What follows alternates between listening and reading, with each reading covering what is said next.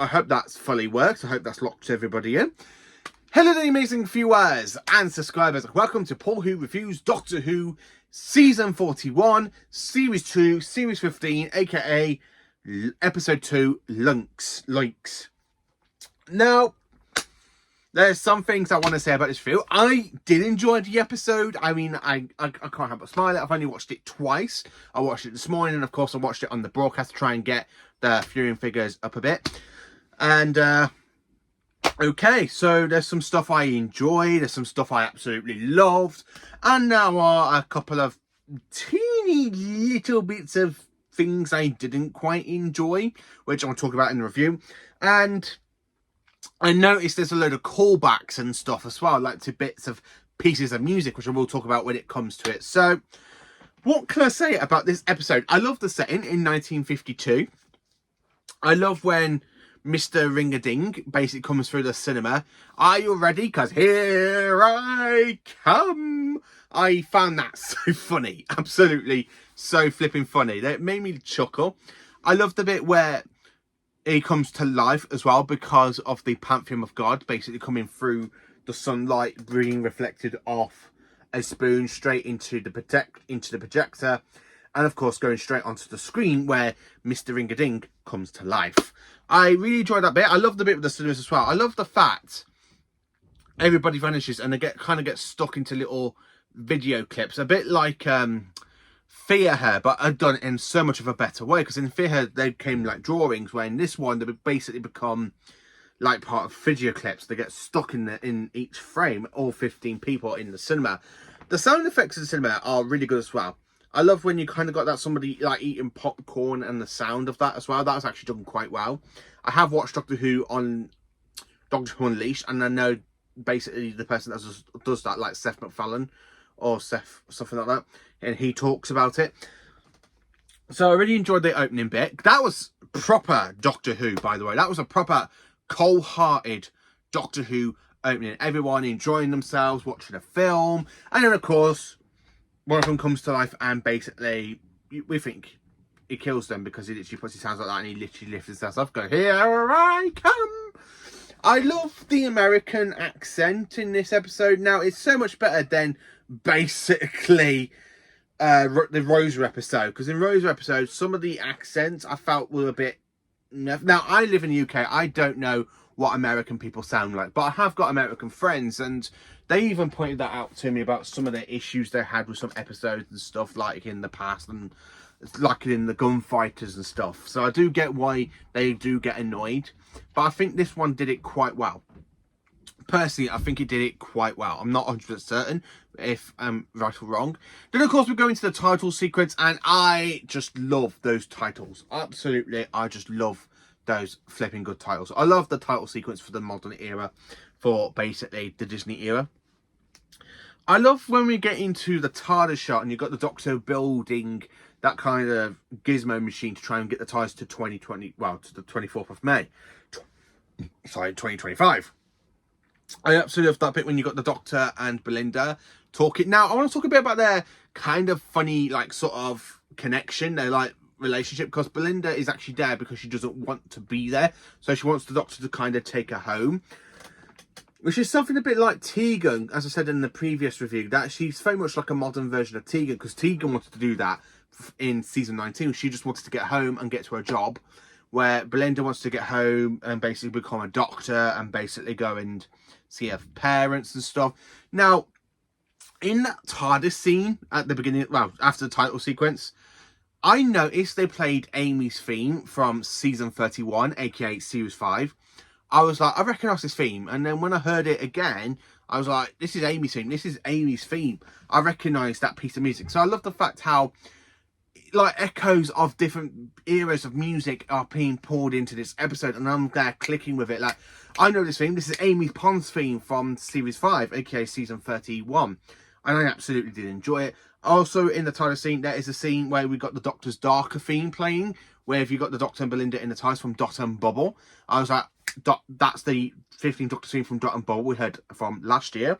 I was absolutely enjoying it. Now, there is something about this that really give me like the giggles in a way, because it really does like parallel with basically the Devil's Cord, because when you got the Doctor and Ruby basically going to the TARDIS in 1962/1963 with the Beatles and stuff, I love the fact where Ruby goes, like, what are we wearing? I'm not probably, good idea. And of course, the Doctor does that with Belinda, and he literally takes her to the room down the same corridor, really, where the Doctor and Ruby went, and of course come out with the 60s gear. So they come out the same entrance wearing the 1950 gear. Now, I actually quite like Ncuti's outfit. I love the red trainers, I love the actual suit and the pink bow tie. Now, that really gives me echoes of past Doctors as well, I have to say.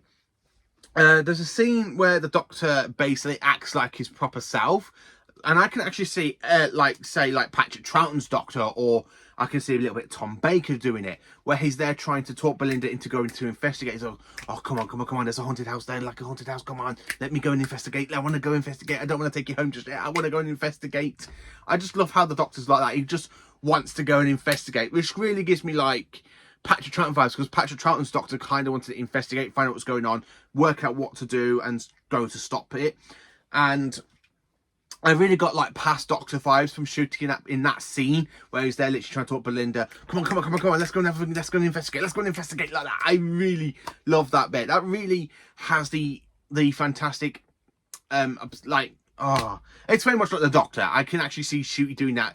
I can really see any other Doctor doing that. Maybe Christopher Eccleston, maybe not, but like David Tennant's 10th Doctor, Matt Smith's 11th Doctor, maybe 12, maybe 13, a little bit of 14, but I'm not certain. But I can actually see some of the classic Doctors doing that, which is like, yeah, I can see classic Doctor. I can see that.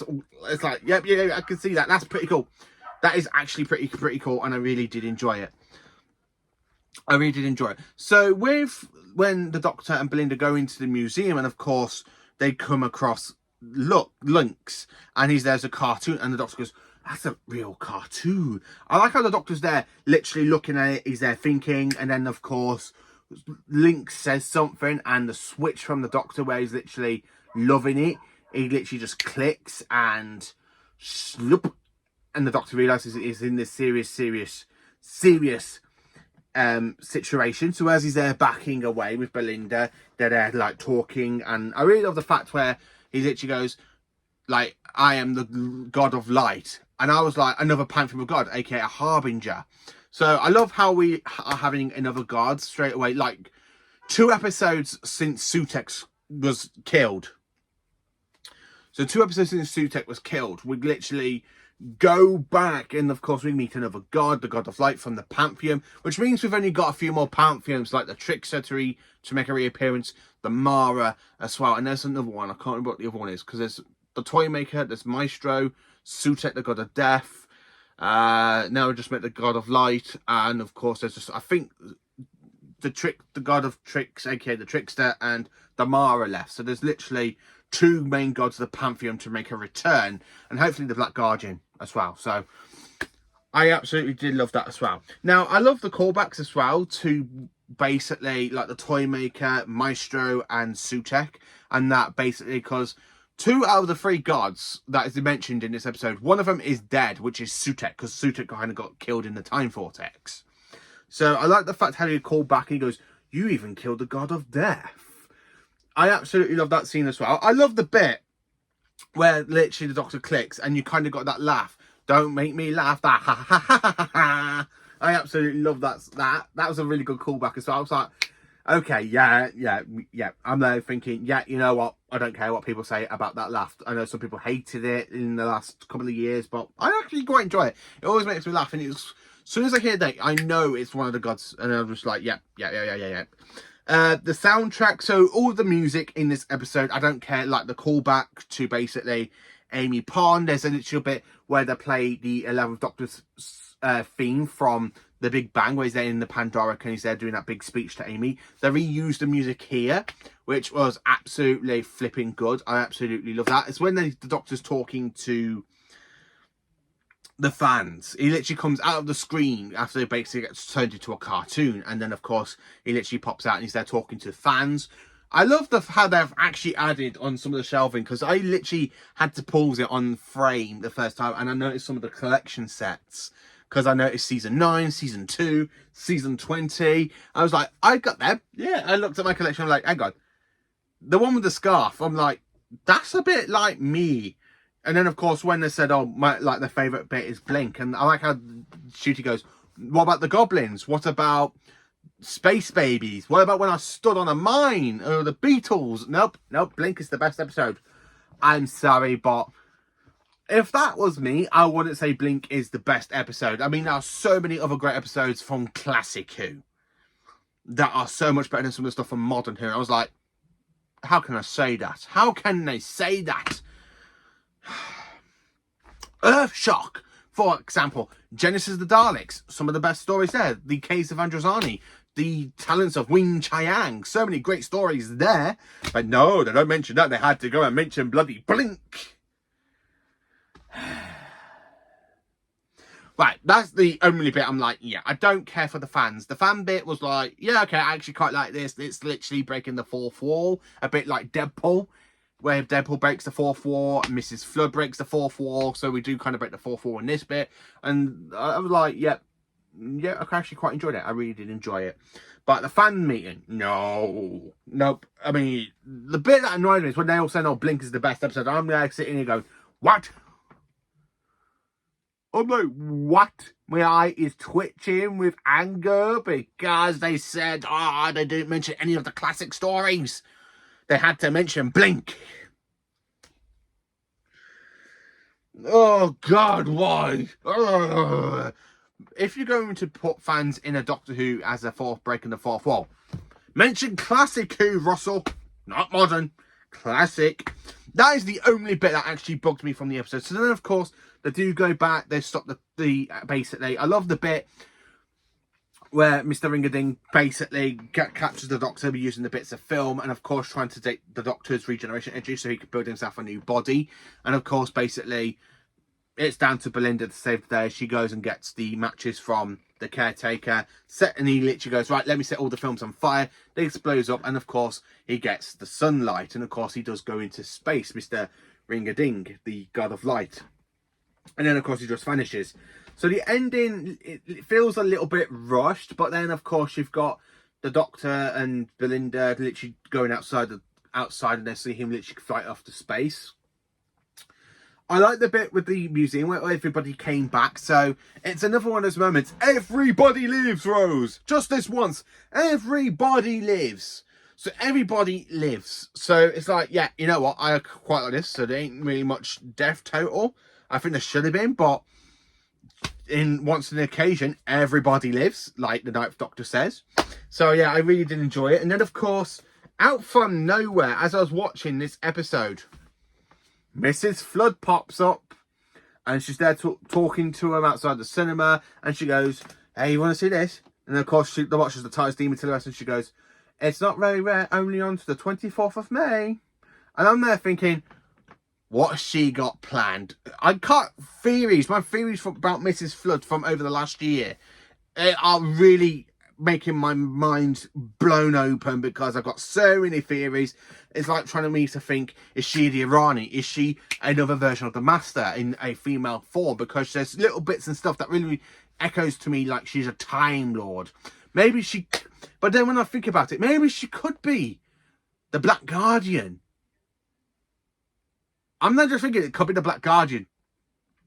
There are so many theories going out there about Mrs. Flood. Mine are overblowing. There's so many. I'm literally thinking she's the Irani. She could be the Master. She could be the Black Guardian. I honestly think she might be the Black Guardian, not the Irani or the Master. Those were definitely in my tooth for over the year. But after watching this scene and basically giving us that hint, it really made me think, wait a minute, could she be the Black Guardian trying to get revenge on the Doctor, considering that the Doctor defeated him twice in his 4th and 5th incarnations? Maybe. So yeah, that's kind of the way my mind is. It's literally just blowing up. It really is, with all these theories about Mrs. Flood. Like, I need more proof. I really need more proof. I absolutely need more proof. I really do. But yeah, the episode was absolutely good. Again, the fan bit really annoyed me a little bit. So basically, more importantly, how do I rank and rate this episode? For this episode, I'm going to give it an A+. Just an A+, because I did enjoy it, but it's not as a great level as last week's, because last week's was flipping amazing. I loved last week's episode. This is definitely another step up. I did enjoy it. But for me to rate it, it is definitely a 9.5 out of 10, because the rest of the episode I did enjoy, apart from the fan bit, so that kind of knocks 5% off that ranking off for me, which is why it's a 9.5 out of 10. If that wasn't in it, I probably would have enjoyed it a lot more and give it another 10 out of 10. But yeah, that's the only way I have to say about it. But yeah, everything else I really did enjoy. I absolutely love the fact we had the return of 2 pieces of music from Matt Smith's era, Amy Pond's theme and basically the 11th Doctor's theme from The Big Bang. So I really did enjoy that. So that really gives that connection to Series 5, aka Season 31.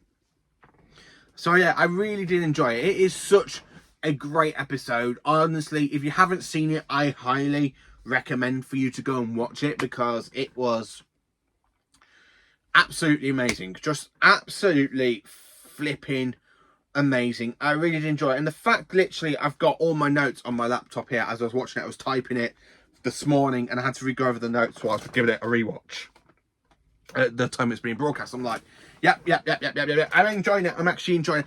Now, what am I more looking forward to is next week's episode. Oh, that next time trailer. Oh, wow. I loved it. I love that trailer. It's got me so excited for next week's, because it's a horror type storyline. I love it when Doctor Who does horror. I honestly love Doctor Who when it does horror. I love horror. Horror is one of my other favourite franchises, because I love anything horror. I like the Chucky films, if I mentioned, Friday the 13th films, the Halloween films. I just love horror in general. And next week looks like it's going to be another horror episode. I cannot wait. And there is a little thing that was like, yeah, you know what? I think we're back on the planet of Midnight. And I'm there thinking, is it a sequel to Midnight? Where basically, because it looks like it's Midnight. It really does, because there's like a building or something that really reminded me a little bit of a couple of scenes from Midnight, from the David Tennant story from Series 4. And I'm like, isn't that the Midnight planet?